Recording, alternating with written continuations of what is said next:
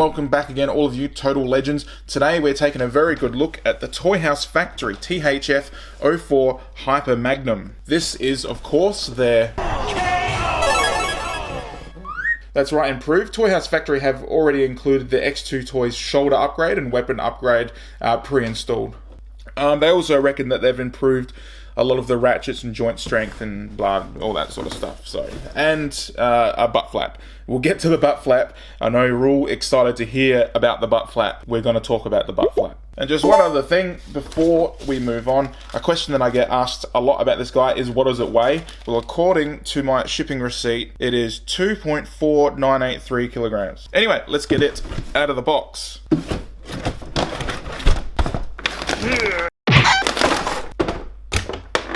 And there he is. But first, down to the accessories, and we'll take a quick look. So first we'll check out Spike and Daniel. Now these two, they don't look very good, but I never expected them to, and I don't really give a shit. I suppose like there's enough facial detail in that it's not too bad, and the hairline is pretty sharp.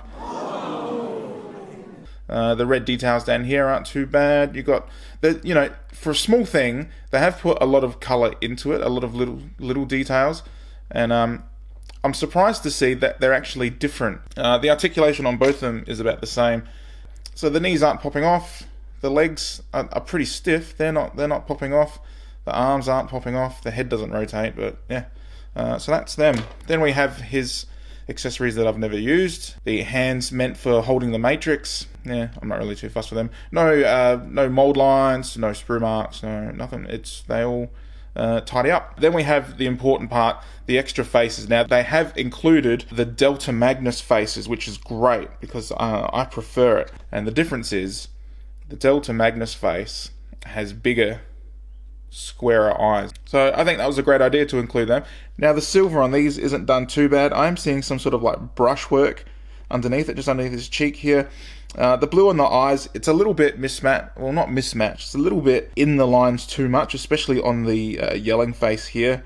And then we've got his Delta yelling face. And yeah, it looks fine. It looks fine. They are a different color to the official, so I'll just bring the official Takara in, if he'll fit. So there's the official, right? And you see he's got sort of like a softer face compared to what Toyhouse Factory have done. They've gone for a, where are we? They've gone for a actual reflective silver compared to the soft Takara.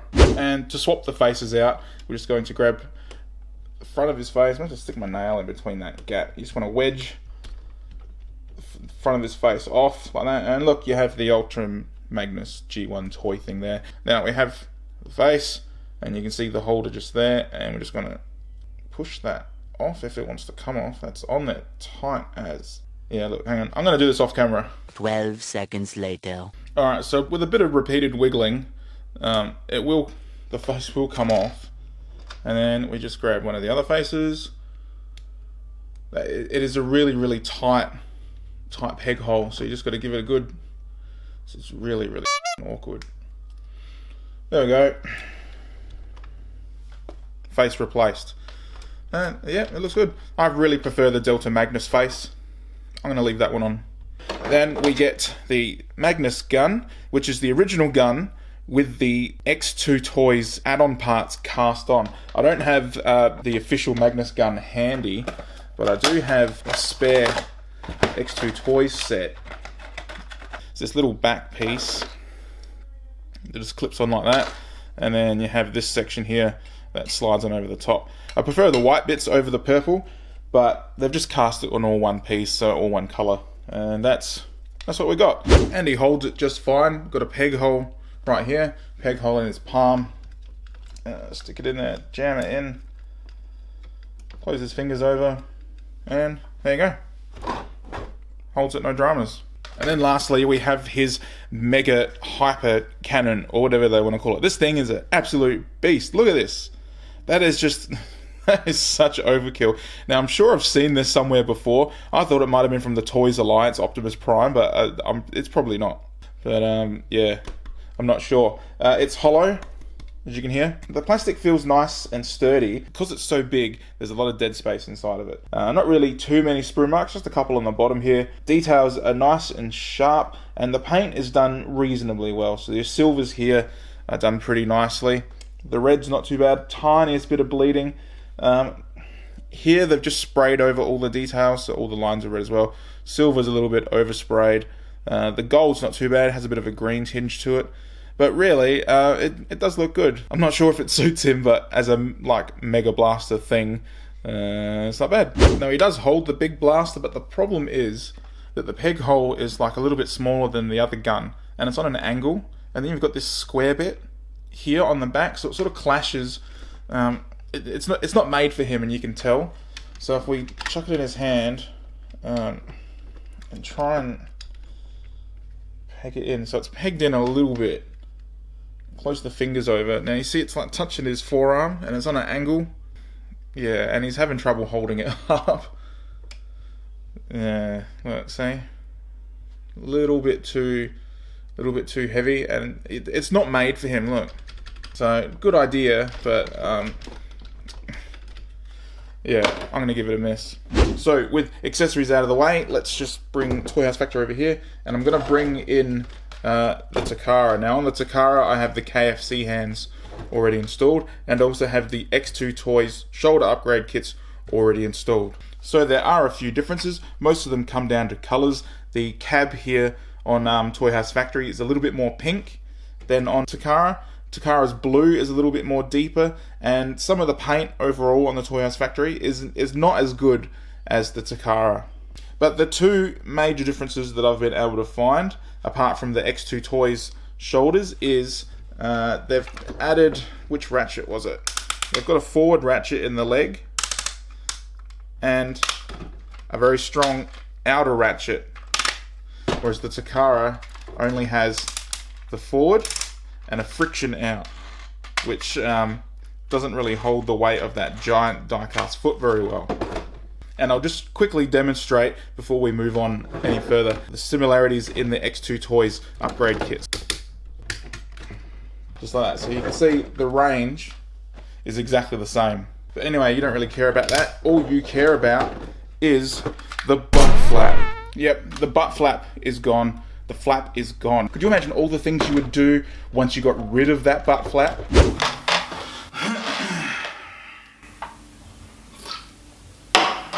Alright.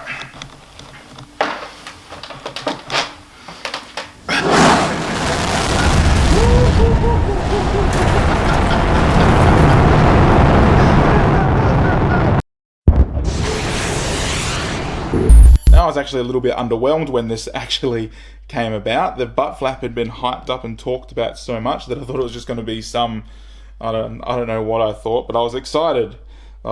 Now, I don't really care. They have done a good job with it. The section here in the cab on the Takara, if we look at the Takara, it's got a couple of grooves there, and they've managed to repurpose those grooves. So you see, if I undo this, butt flap just folds out like that, and then those grooves that were already part of the cab now hold the butt flap in place. They've done a good job, albeit a little bit rushed. If you just check it out, like, it's just a couple of screws and some really flimsy looking hinges, but we'll see how it goes. Unfortunately, even though the butt flap is removed and all of this is now clear, there is no waist swivel. But when you have a look inside there, it's like, really, the way that this is engineered, how would you include a waist swivel? It would have been nice, but I can see why they didn't bother doing that. But anyway, let's check out the paint and the rest of the articulation detail. Much better. The head is reasonably stiff. It feels a little bit weird, but it's not bad, and the swivel is nice. I think the head's meant to come forward a bit, but yeah, that's not happening for me. The head on that is much better than my Takara. On my Takara, that was actually quite loose. Like I said before, we have those X2 shoulders, so with it tabbed in, you don't really get anything, but if you untab those hinges, you get 2 clicks up. 2 clicks up. Same range as the Takara with the X2. friction all the way around. None of that is loose. Bicep swivel. This one is kind of loose, but it's not really any big deal. That one is super tight. Nice. Shoulder ratchets, they're super tight, and the wrist swivel is adequate. Now, when it comes to the wrists and when it comes to the KFC hands, I had a little bit of trouble. So when I put KFC hands on my Toyhouse Factory, it is super loose. Look at that. The wrists that come with it, they're not loose at all. They're really well toleranced. No good. But I put a video up on Facebook telling some Bots and Bits fans about it, and I received mixed reports back. And then when I jumped on TFW forums, I received mixed reports as well. Some people had incredibly loose KFC hands on the Toyhouse Factory. Other people, it was perfectly fine. So it's the results are really inconsistent. If you want to put KFC hands on there, just be prepared to probably need to do some varnish or nail polish or something. Alright, we still have the matrix chamber, which is nice and stiff and closes up perfectly fine, and we have a copper matrix inside. It's made of plastic. It's in there really tight. Let me just see if I can get something out with my dentistry tool. Oh, there we go. So, oh no, straight away as soon as it come out, look what happened. That's no good. The crystal fell out. Now, the internal matrix, the crystal bit, that's not clear plastic, that's just solid black. I guess I'm just going to have to super glue that back in, no big deal. Just funny that it happened. The matrix does look cool. The paint on it is all done pretty well. A couple of sprue marks just on the top there. But apart from that, very tidy. Just watch out for... Oh, it's gone. Shit. Anyway, down to the legs. I already mentioned that they've included... Let me just get these arms out of the way. They've included that outward hip ratchet, which is nice and stiff. Listen to that. That is a good sounding ratchet and pretty strong considering the weight of those feet. The forward and back, look at that back without the butt flap. All the way back. Strong as, but as you can see, we're coming up to my first joint problem, and that is the knee ratchets. The knee ratchets, they are hit and miss. You can hear that I'm moving that knee. No, look, there's so much dead space. There's no click. I really think I've got a dud. Because the other knee, not too bad, but listen to those, the clicks are really inconsistent. Hear that? When it gets to the middle, it's not happy.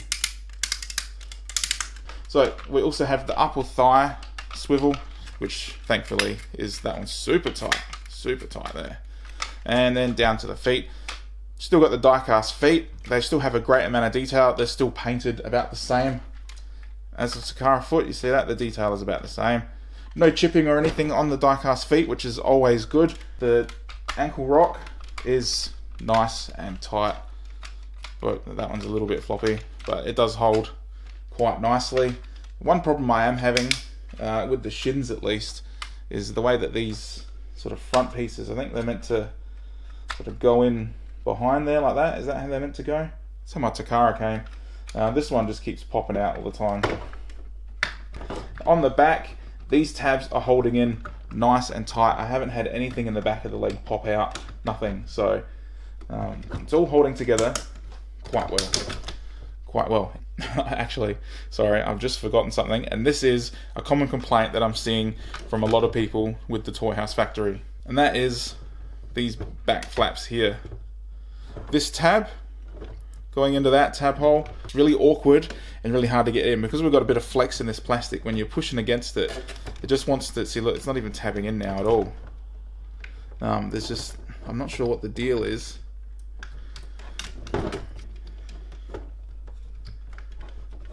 How's that? Is that in? That one's in, kind of. This one, no. On the Takara, I've got the same on that side, and they just sort of sit in there. Okay. Alright, I won't take points off the Toyhouse Factory for that because my Takara is doing the same. And it's actually these tabs up the front here holding it all together. And I think that's pretty much it for bot mode comparison. So I'm going to transform these both up off camera. This has been around for a while. We all know the transformation. If you don't, you should. And if you need to look it up, you can. So I'm going to skip it in the interest of saving time.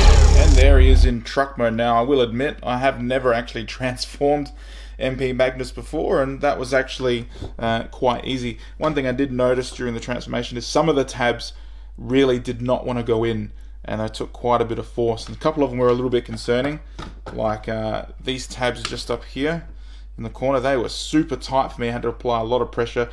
One drama I am having with the trailer though is this foot on this side doesn't want to collapse all the way up, so there is a slight angle, and I think during that transformation I've managed to chip the edge of the toes there. So all rubber tires, all of the wheels are touching the, well, actually except that one.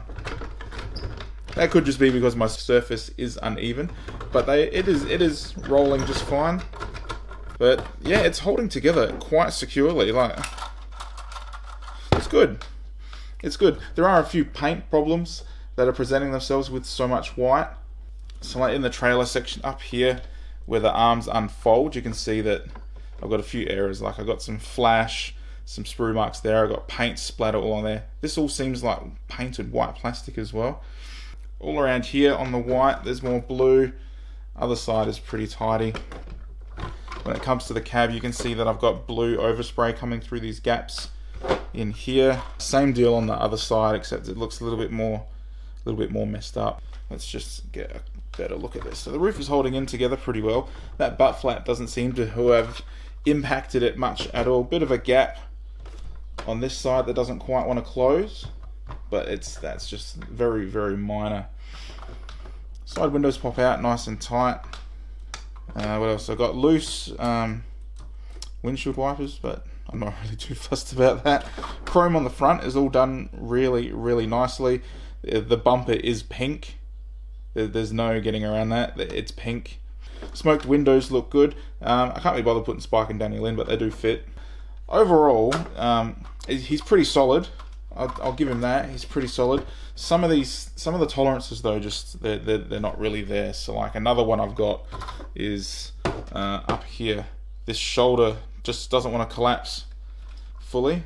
It just doesn't want to go all the way in. The other one's fine. The other one's pretty fine. This one just doesn't want to. It's not popping out, but it is. So it's not really collapsing all this properly. It's only a minor gap, so if that doesn't bother you, then that doesn't bother you.